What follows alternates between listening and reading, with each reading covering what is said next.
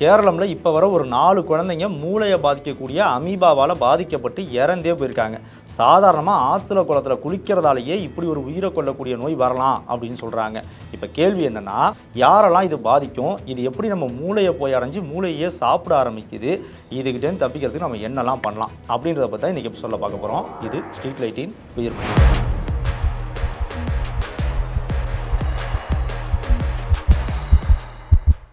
இது ஒரு அமீபாவால் ஏற்படக்கூடிய நோய். இந்த அமீபா தண்ணியிலேருந்து நம்ம மூக்குக்குள்ளே நுழைஞ்சி நம்ம மூளையை போய் அடையிறதுக்காக அது போடுற மாறு வேஷத்தை கேட்டாலே ஆச்சரியமாக இருக்குது. அது என்னன்றதை பற்றி அடுத்து சொல்கிறேன். இப்போது இது எப்படி நம்ம மூக்குக்கு வருது, அந்த மூக்குலேருந்து எப்படி மூளையை போய் அடையுது, அடைஞ்சு என்னெல்லாம் பண்ணும் அப்படின்றத பற்றி தெரிஞ்சுப்போம். இந்த அமீபாவை 1960 ஆஸ்திரேலியாவில் தான் கண்டுபிடிச்சாங்க. இதுக்கு பேர் நெக்லேரியா ஃபவுலேரி அப்படின்னு வச்சுருக்காங்க. இந்த அமீபா நம்ம சாதாரணமாக பார்க்கக்கூடிய குளத்தில், குட்டையில், இந்த மாதிரி தண்ணி தேங்கி இருக்கக்கூடிய இடங்களில் அதிகமாக இருக்கும். அதே நேரத்தில் ஆறே கொஞ்சம் ஸ்லோவாக தேங்குற நிலையில் கொஞ்சம் பொறுமையாக ஓடிக்கிட்டு இருக்குது அப்படின்னா அந்த ஆற்றுல கூட இது இருக்கிறதுக்கு வாய்ப்பு இருக்குன்றாங்க. இந்த மாதிரியான ஆற்றுல குளத்தில் குட்டையெல்லாம் நம்ம போய் குளிக்கும் போது அந்த தண்ணி நம்ம மூக்குக்குள்ளே நுழையும். அப்படி மூக்குக்குள்ளே தண்ணி நுழையும் போது அதில் இருக்கக்கூடிய இந்த அமீபாவும் நுழைஞ்சி மூக்கோட அந்த சுவர் பகுதி இருக்குல்ல, உட்புற சுவர் பகுதி, இதில் மூக்கோட அந்த ட்ராக்கியா அந்த பகுதி முழுக்கவே மியூக்கோஸ் லேயர் அப்படின்னு சொல்லிட்டு ஒரு லேயர் இருக்கும். இதுதான் கிருமிகள் எதுவும் நேரடியாக போய் டிஷ்யூஸை அந்த தோலை போய் தாக்கிராமல் உள்ளுக்குள்ளே நுழைஞ்சிடாமல் தடுத்துக்கிட்டு இருக்கும். ஆனால் இந்த அமீபா அந்த மியூக்கஸ் லேயரை தொலைச்சிக்கிட்டு உள்ளே போயிடும். உள்ளே போனதுக்கப்புறம் அங்கே ஓல்ஃபேக்டர் நர்வ்ஸ் அப்படின்னு சொல்லிட்டு ஒரு நர்வ்ஸ் இருக்கும். இந்த நர்வ்ஸை கண்டுபிடிச்சி இந்த நர்வ்ஸ் அங்கேருந்து நேராக அந்த அமீபாவை கொண்டு போய் மூளையில் விட்டுரும். ஏன்னா இந்த நர்வ்ஸ் ட்ராவல் பண்ணி மூக்குலேருந்து ட்ராவல் பண்ணி மூளைக்கு தான் போகும். அதை கண்டுபிடிச்சி அந்த நர்வ்ஸை தொடர்ந்து அப்படியே அது வழியாக பயணித்து போய் மூளையை போய் இந்த அமீபா அடைஞ்சிருது. இந்த நர்வ் நம்ம மூக்குக்கு காற்றுலேருந்து வர வாசனையை அப்படியே மூளைக்கு கொண்டு போய் சேர்க்கக்கூடிய ஒரு நர்வ். அதனால தான் இது மூக்குலேருந்து நேரடியாக மூளைக்கு போய் ஜாயின் ஆகுது. இந்த நர்வை இது தன்னோட பாதையாக இந்த அமீபா மாற்றிக்குது. பொதுவாக நம்ம சின்ன வயசில் அமீபா பற்றி படிச்சிருப்போம். அமீபாவுக்கு தனியாக கால்கள்லாம் கிடையாது மூவ் ஆகிறதுக்கு. அது போலிக்கால்கள், சூடோபோடியான்னு சொல்லப்படுற போலிக்கால்களை பயன்படுத்தி தான் அது மூவ் ஆகுது அப்படின்னு படிச்சிருப்போம். அப்படின்னா தன்னோட உடலில் எந்த ஒரு பகுதியும் அது காலாக மாற்றி அந்த பகுதியை முன்னோக்கி தள்ளுறது மூலமாக இது நகர்ந்து போகும். அதே மாதிரியே அமீபாவுக்கு தனியாக சாப்பிடக்கூடிய ஒரு வாயெல்லாம் கிடையாது. அதுக்கு அது சாப்பிட்றதுக்கு ஃபேகோசைட் அப்படின்னு சொல்லப்படுற ஒரு முறையை தான் கையாளுது. இந்த ஃபேகோசைட்ன்ற முறை அது எப்படி பண்ணுன்னா, அந்த போலிக்கால்கள் இருக்கு இல்லையா, அந்த சூடோபோடியான்ற போலிக்கால்கள், இதை ஒவ்வொரு பக்கமும் நீட்டி அதன் மூலமாக ஒரு பாக்டீரியாவை அப்படியே கவர் பண்ணி பிடிச்சி அதுக்கப்புறம் ஃபேகோசைட் மூலமாக அப்படியே விழுங்கிரும். இப்படி தான் அது சாப்பிட்டுக்கிட்டு இருக்கு. இப்போ நான் சொன்ன இந்த விஷயம் வந்து வெளியில் இருக்கும்போது, இதுவே நம்ம மூளையை போய் இது அடைஞ்சதுக்கப்புறம் அந்த மூளையில் இது சாப்பிட்றதுக்கு பாக்டீரியாலாம் எதுவும் இருக்க போகிறதில்ல. இது கொண்டு சாப்பிட்றதுக்கு பாக்டீரியாஸ் இல்லை. ஆனால் இந்த பாக்டீரியா எல்லாமே ஒரு செல் உயிரி தான் இல்லையா. அதே மாதிரி நம்மளோட உடம்பு முழுக்கவே செல்களால் ஆனது தான், நிறைய செல்களால் ஆனது. அதே மாதிரி மூளையுமே செல்களால் ஆனது. இந்த மூளை எல்லாமே செல்களால் ஆனது தானா, மூளையில் உள்ள டிஷ்யூக்கள் எல்லாமே செல்களால் ஆனதுனாலும் அந்த செல்களை அது நேரடியாக அப்படியே சாப்பிட முடியாது. ஏன்னா பாக்டீரியான்றது தனி ஒரு செல்லாக இருக்குது, அதை சுற்றி வளைச்சி பிடிச்சி சாப்பிட்றலாம். ஆனால் இந்த டிஷ்யூஸ் எல்லாம், மூளையில் உள்ள டிஷ்யூஸ் எல்லாம் ஒன்றா சேர்ந்த செல்களால் ஆனது. அப்போ முதல்ல அந்த செல்களை பிரிக்கணும், டிசால்வ் பண்ணணும். அதுக்கு அந்த அமீபா என்ன பண்ணுன்னா, நம்ம மூளையை போய் அடைஞ்சதுக்கப்புறம் சைட்டோலைட்டிக் சப்ஸ்டன்ஸ்னு சொல்லப்படுற ஒரு வகையான என்சைமை வெளியிடும். இந்த என்சைம் அதை சுற்றி உள்ள அந்த மூளையோட திசுக்களை போயிட்டு அரிக்க ஆரம்பிச்சிடும். அரிக்கும் போது அந்த சுற்றி உள்ள மூளையில் உள்ள திசுக்களில் உள்ள செல்கள் எல்லாம் அப்படியே டிசால்வ் ஆகி கூழாக மாறிடும். இப்போது அதை உட்கொள்ள ஆரம்பிச்சிடும். இப்படி தான் இந்த அமீபா மூளையை போயிட்டு மூளையை அரிச்சு சாப்பிடுது. இப்படி மூளையை அடைஞ்சு அது சாப்பிட ஆரம்பிக்கிற அதே நேரத்தில் ஒன்றா இருக்கிறது 2, 4, 8 அப்படியே பெருகிக்கிட்டேவும் போகும். எல்லாமா சேர்ந்து மூளையை அரிக்க ஆரம்பிச்சிடும். இது இப்படி மூளையை அரிக்க ஆரம்பிச்சதுக்கப்புறம் நமக்கு ஏற்படுற உடல் விளைவுகள் ரொம்ப மோசமானதாக இருக்கும். பொதுவாக இந்த மூக்கு வழியாக மூளையை போய் அடையுது இல்லையா, அடைஞ்சதுக்கப்புறம் நமக்கு 2லேருந்து 15 நாளில் சிம்டம்ஸ் எல்லாமே காமிக்க ஆரம்பிச்சிடும். உடம்புல சில பிரச்சனைகள் ஏற்பட ஆரம்பிச்சிடும். நார்மலாகவே இதுக்கு முதல்ல காய்ச்சல் வரும் அப்படின்னு சொல்கிறாங்க. காய்ச்சல் வந்ததுக்கப்புறம் தலை வலிக்க ஆரம்பிக்கும். அப்புறம் இந்த ஸ்டிஃப் நெக்குன்னு சொல்லுவாங்க, கழுத்தெல்லாம் ஒரு மாதிரி இறுக்கி பிடிச்ச மாதிரியான ஒரு உணர்வு வரும். இந்த மாதிரி உடம்பு கொஞ்சம் கொஞ்சமாக மோசமாகும். இதுக்கப்புறம் தான் மருத்துவமனைக்கு போய் ஒருத்தவங்க அட்மிட்டே ஆவாங்க. இதால் ஏற்படுற இந்த நோய்க்கு பிரைமரி அமீபிக் மெனிகோசெஃபலைட்டிஸ் அப்படின்ட்டு பேர். அதாவது மூளை அரிக்கப்படுற, மூளை சாப்பிடப்படுற இந்த நோய்க்கு இதான் பேர். இந்த நோய் ஏற்பட்டுச்சு அப்படின்னா இதுக்கு ட்ரீட்மெண்ட்டே இப்போ வரைக்கும் கிடையாதுன்றாங்க. இதுக்கு சில ட்ரக்ஸ் இருக்குது. இவங்க டெஸ்ட் டியூப்பில் போட்டு இந்த அமீபாவை அதில் சில ட்ரக்ஸை ஊற்றி பார்க்கும்போது ஒரு சில ட்ரக்ஸ் இந்த அமீபாவை கொன்று இருக்குது. ஆனால் அது ஒரு பேஷண்ட்டோட உடம்புல எந்த அளவுக்கு செயல்படுது அப்படின்னு பார்க்கும்போது அது ரொம்ப ரொம்ப கம்மியான அளவுக்கு தான் செயல்படுது. ரொம்ப குறைவான அளவுக்கு தான் இதால் பாதிக்கப்பட்டவங்களை இது வரைக்கும் பிழைக்க வைக்கவே முடிஞ்சிருக்கு. பெரும்பாலானவங்க இதால் இறந்து தான் போகிறாங்க அப்படின்னு தெரிய வந்திருக்கு. இந்த நோயால் பாதிக்கப்பட்டு ஒருத்தவங்க மருத்துவமனைக்கு போகும்போது இவங்க இந்த நோயால் தான் பாதிக்கப்பட்டிருக்காங்கன்றதை கண்டுபிடிக்கிறதே ரொம்ப கஷ்டமாக இருக்குது. ஏன்னா அது மூளைக்குள்ளே அந்த அமீபா இருக்குது. அங்கேருந்து சில டிஷ்யூஸை, சில லிக்யூட்ஸை எடுத்து டெஸ்ட் பண்ணால் தான் அது கண்டுபிடிக்க முடியும். ஆரம்பத்தில் இது ஏதோ சாதாரண ஜுரம் அந்த மாதிரி தான் ட்ரீட்மெண்ட் பண்ணிகிட்டு இருப்பாங்க. ரொம்ப முத்திர ஸ்டேஜில் வரும்போதோ இல்லை பெரும்பாலான நேரங்களில் அந்த பேஷண்ட் இறந்து போனதுக்கப்புறம் அவங்க உடலை பரிசோதனை பண்ணும்போது தான் இவங்க இந்த நோயால் பாதிக்கப்பட்டிருக்காங்க அப்படின்றதே கண்டுபிடிக்க முடியுதான். எல்லாமே பயமுறுத்தக்கூடிய தகவலாக இருக்குல்ல. ஆனால் இதில் நமக்கு ஒரு சில ஆறுதலான தகவலும் இருக்குது. மொதல் விஷயம் என்னென்னா, இந்த நோய் ரொம்ப ரேரான ஒரு நோய். அப்படின்னா அவ்வளோ சீக்கிரம் இது எல்லாருக்குமே வரக்கூடிய ஒரு நோய் இல்லை. ரொம்ப ரொம்ப ரேரானது. நாமளே இதை இப்போ தான் கேள்விப்படுறோம். ஒரு சில ஆண்டுகளுக்கு முன்னாடி இதை கண்டுபிடிச்சிருந்தாலும் ரொம்ப கம்மியாக தான் இது வரைக்கும் இது வந்து அட்ரஸ் பண்ணவே பட்டிருக்கு. அதனால் இது ரொம்ப ரேரான நோயின்றது நமக்கு முதல் நல்ல ஒரு தகவல். அடுத்தது, இது ஒருத்தர்கிட்டேருந்து இன்னொருத்தருக்கு அப்படியே பரவிக்கிட்டுலாம் இருக்காது. அதுவும் ஒரு நல்ல தகவல். அதே மாதிரி இப்போ குளத்தில் குட்டையில் குளிக்கிறது எப்படி பரவுது அப்படின்னு சொல்கிறோமோ, அதே மாதிரி கடலில் நிறைய பேர் குளிச்சுட்டு இருப்போம். நார்மலாகவே வீக்கெண்ட் டேஸ்லாம் எல்லாம் கடலில் போய் குளிக்கிறத ஒரு ஹேபிட்டாகவே வச்சுருப்போம். அப்படி கடல்லேருந்து இது பரவுமா அப்படின்னு கேட்டால், கடல் தண்ணியில் நீங்கள் குளிச்சிருந்தீங்கன்னா இதை நினச்சி பயப்படவே வேணாம். ஏன்னா இந்த நுண்ணுயிரியால் கடல் தண்ணியில் சால்ட் வாட்டரில் வாழவே முடியாது. இது குளத்தில் குட்டையில் தான் வாழ முடியும். ஸோ இதுவும் ஒரு நல்ல செய்தி. அடுத்த முக்கியமான விஷயம், மூக்கு வழியாக தண்ணி போச்சுன்னா இது பாதிப்பு ஏற்படுத்துன்றது தெரியும் போது, வாய் வழியாகவும் நம்ம குளிக்கும்போது நிறைய நேரத்தில் தண்ணியை முழுங்கிடுவோம். இப்படி உள்ளே போகும்போதும் இது பிரச்சனையை ஏற்படுத்துமா அப்படின்னு ஒரு சந்தேகம் வரும்ல.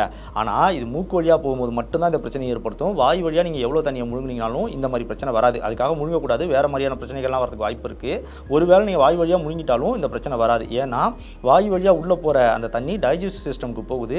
அங்கே உள்ள ஆசிட்ஸ் இந்த அமீபாவை அழித்து அதை அப்படியே எக்ஸ்க்ரீட் பண்ணுறோம், வெளியேற்றிடும். அதனால வாய் வழியாக முழுங்கிறதுனால எந்த பிரச்சனையும் இல்லை. மூக்கு வழியாக உள்ளே போனால் அதை மட்டும்தான் பிரச்சனை. இந்த நோய் இப்போ வரைக்கும் பாதித்த நோயாளிகளில் அதிகபட்சமானவர்கள் சின்ன பசங்களாக தான் இருக்காங்க.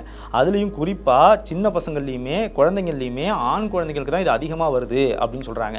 இது ஏன் அப்படின்றதுக்கு இப்போ வரைக்கும் தெளிவான காரணம் யாருக்குமே தெரியாது. ஆனால் என்ன சொல்கிறாங்கன்னா, என்னவா இருக்கலாம்னு சொல்கிறாங்கன்னா, சின்ன பசங்க அதிகமாக குளத்தில் குளிக்க ஆற்றுல குளிக்கிறதுக்குலாம் ஆசைப்படுவாங்க. வீட்டுக்கு பக்கத்தில் அது இருக்கும்போது அடிக்கடி போய் குளிச்சுக்கிட்டு இருப்பாங்க.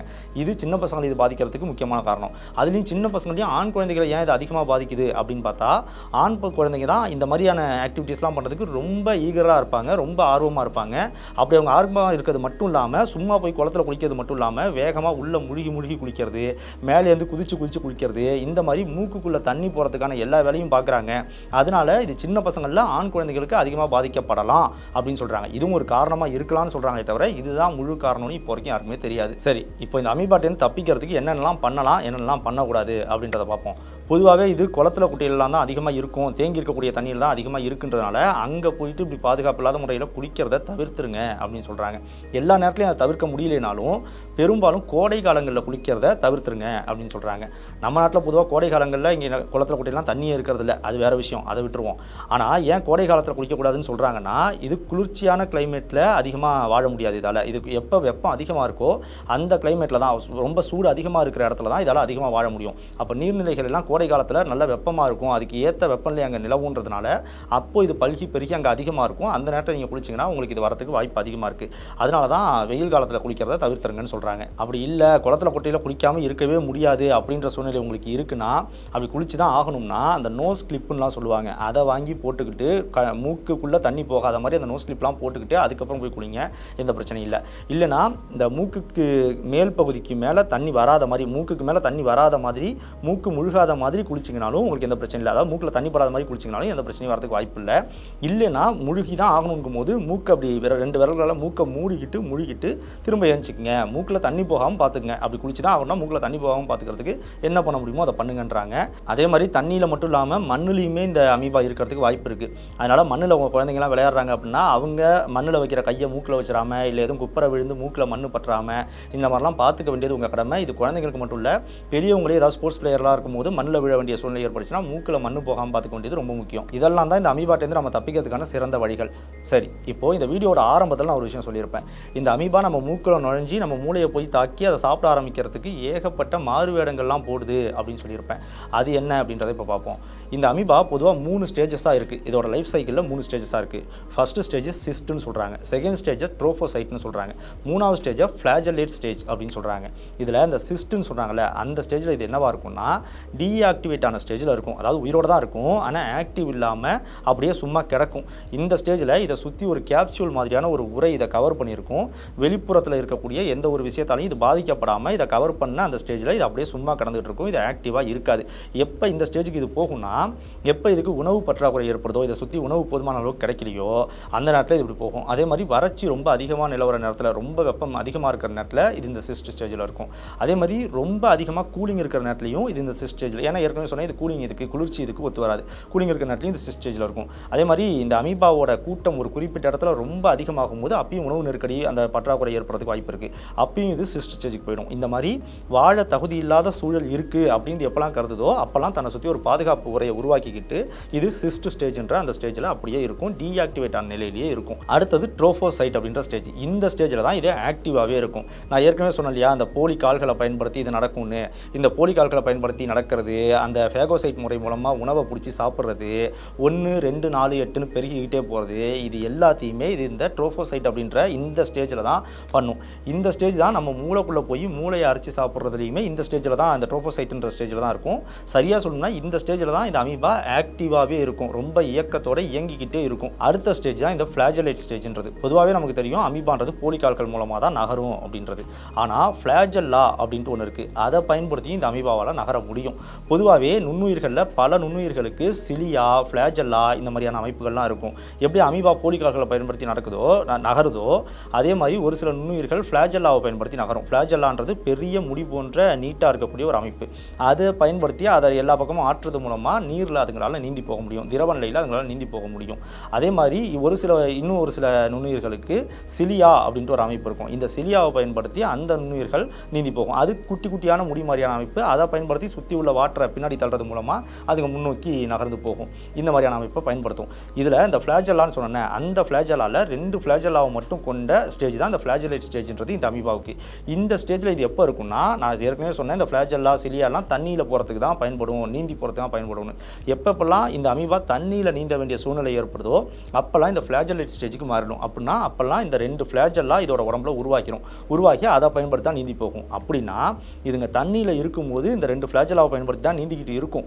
அதே ஸ்டேஜில் தான் அப்படியே நம்மளோட மூக்குக்குள்ளேயும் நுழையும். ஏன்னா தண்ணியிலேருந்து டேரெக்டாக தான் மூக்குக்குள்ளே நுழையும். ஆனால் அந்த ஃப்ளாஜெல்லாவை பயன்படுத்தி நம்ம மூக்கில் அந்த மியூக்கஸை தொலைச்சிக்கிட்டு உள்ளே போய் மூளையை போய் அடையிறதுக்கு வாய்ப்பு இல்லை. ஏன்னா அது ஒன்றும் திரவத்தில் போகல, நம்மளோட டிஷ்யூஸில் நர்வ் செல்ஸை பயன்படுத்தி இது நகர்ந்து போகணும். அப்படி அதுங்க போகணும்னா நான் ஏற்கனவே சொன்ன ட்ரோஃபோசைட்டுன்ற ஸ்டேஜில் அதுங்க இருக்கணும். அதுக்காக இது மூக்குக்குள்ளே நுழைஞ்சதுலேருந்து ஒரு சில மணி நேரங்கள் கழித்து இது இந்த ஃப்ளாஜெலேட் ஸ்டேஜ்லேருந்து அவங்களோட அந்த 2 ஃப்ளாஜெல்லாலேருந்து அங்கே 2 மறைஞ்சி, அந்த ஃப்ளாஜெல்லாஸ் மறைஞ்சி இதுங்க ட்ரோஃபோசைட் ஸ்டேஜுக்கு மாறிடுது. போலி கால்களை பயன்படுத்தி நகரக்கூடிய ஸ்டேஜுக்கு மாறிடுது. மாறினதுக்கு அப்புறம் தான் நம்மளோட அந்த மியூக்கஸ் லேயரை தொலைச்சி அதை அப்படியே அந்த நர்வ்ஸ் வழியாக பயணித்து மூளைக்கு போய் நான் ஏற்கனவே சொன்ன மாதிரி மூளையை அரைச்சி சாப்பிட ஆரம்பிக்குது. ஆனால் மூளைக்குள்ளே போனதுக்கு அப்புறமும் இது மறுபடியும் ஃப்ளாஜெலேட் ஸ்டேஜுக்கு மாற வேண்டிய கட்டாயம் இருக்கும். எப்போனா நம்மளோட மூளைக்கோட அந்த திசுக்களுக்கு நடுவில் அங்கங்கே சில ஃப்ளூயிட்ஸ் இருக்கும். அதற்கு செரிப்ரல் ஸ்பைனல் ஃப்ளூயிட் அப்படின்னு சொல்லுவாங்க. இந்த ஃப்ளூயிடில் அதுங்க நீந்தி கடக்க வேண்டிய கட்டாயம் ஏற்படும் போது, ஒரு டிஷ்யூஸ்லேருந்து இன்னொரு டிஷ்யூஸ்க்கு போகும்போது இந்த ஃப்ளூயிடில் நீந்தி தான் அதுங்க போகணும். அப்படி ஒரு நேரம் ஏற்படும் போது அதுங்க நீந்துறதுக்கு இந்த ஃப்ளாஜெலேட் ஸ்டேஜுக்கு மாறிடும், ஃப்ளாஜெல்லாஸ் உருவாகிடும். அந்த ஃப்ளூயிடில் இருக்கும்போது இந்த அமீபா ஃப்ளாஜெலேட் ஸ்டேஜில் தான் இருக்கும். கண்ணுக்கே தெரியாத ஒரு செல் உயிருக்கு எவ்வளவு திறமை பார்த்தீங்களா? இந்த திறமையை பயன்படுத்தி தான் அது நம்ம உயிருக்கே ஆபத்தை விளைவிக்குது. அதனால் நீங்களும் ஆற்றுல குளத்தில் குளிக்கிற சூழ்நிலை ஏற்பட்டுச்சு அப்படின்னா நீங்களும் உங்கள் திறமையை பயன்படுத்தி அதுக்கிட்டேருந்து எப்படியாவது தப்பிச்சிருங்க. உங்களோட குழந்தைங்களையும் பத்திரமா பார்த்துக்குங்க. அடுத்த வாரம் புதன்கிழமை 6:30 மணிக்கு இன்னொரு எபிசோட சந்திப்போம். அது வரைக்கும் ஸ்ட்ரீட் லைட் சேனலோட இணைஞ்சிருங்க.